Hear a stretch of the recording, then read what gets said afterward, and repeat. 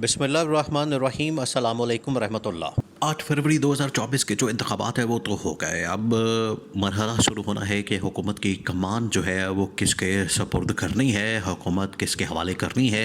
हुकूमत साजी जो मरहला है वो अब स्टेज पर पहुंच चुका है कि अब एक हुकूमत जो कि इलेक्टेड गवर्नमेंट होती है, क्योंकि पिछले तकरीबन कोई 2 सालों से पहले जो साजिशी हुकूमत पीडीएम की बैठी हुई थी, उसके बाद कोई 1 साल जो है वो निगरान हुकूमत बैठी रही, तो इलेक्टेड गवर्नमेंट नहीं थी। उसका फुकदान था पाकिस्तान के अंदर, जिसकी वजह से पाकिस्तान के साथ आलमी लेवल के जो ताल्लुकात हैं वो भी ख़राब हुए, इन्वेस्टमेंट और इकॉनमी के लिहाज से भी मामलात ख़राब हुए, क्योंकि यहाँ पर इलेक्टेड गवर्नमेंट नहीं थी। तो अब इलेक्टेड गवर्नमेंट के लिए, हुकूमत साजी के लिए सब कुछ शुरू हो चुका है।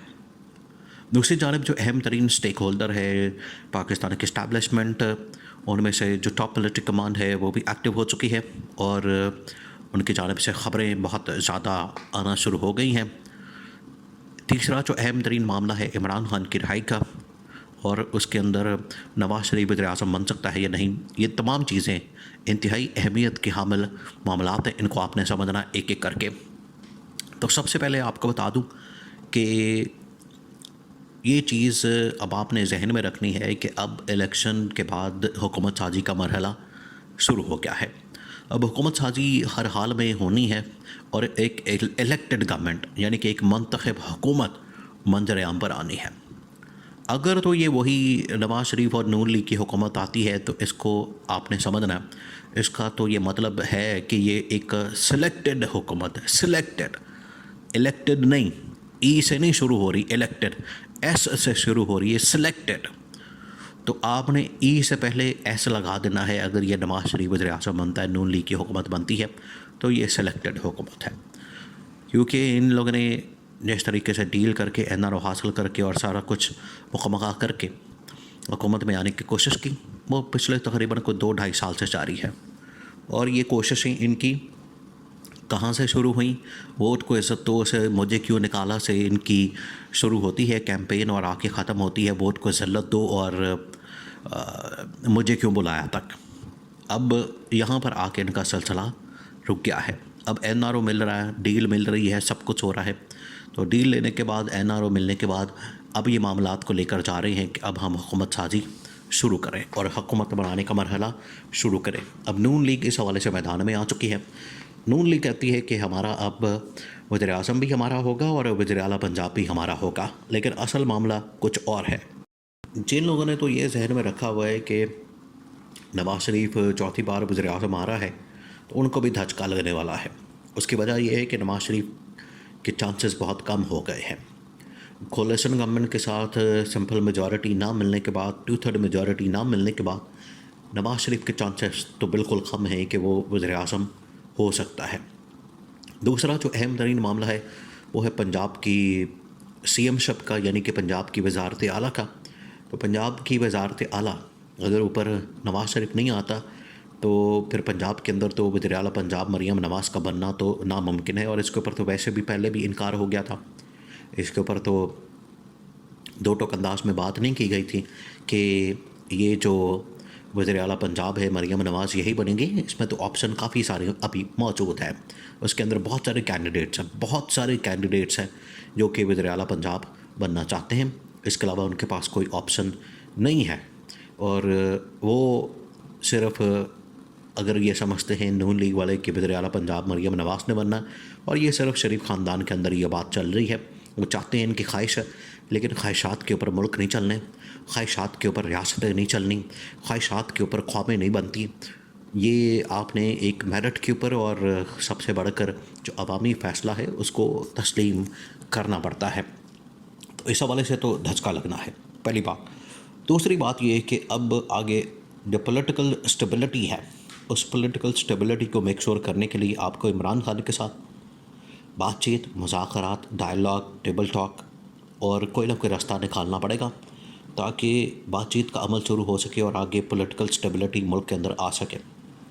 ये इमरान खान तो इस चीज़ का तजर्बा कर चुका है और इमरान खान को इस चीज़ का अंदाज़ा हो चुका है कि जब इमरान खान की हुकूमत आई, इन दिनों में नवाज शरीफ जेल में था, अंदर था, तो मुल्क के अंदर स्टेबिलिटी रहती थी, इंस्टेबिलिटी रहती थी, अदम इस्तेहकाम रहता था।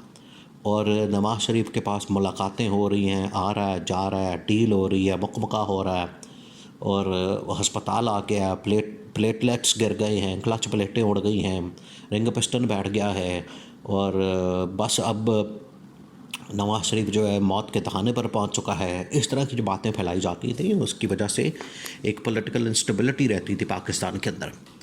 तो उसका हल ये निकाला गया कि नवाज़ शरीफ को बाहर निकालो और इसको मुल्क से निकाल दो।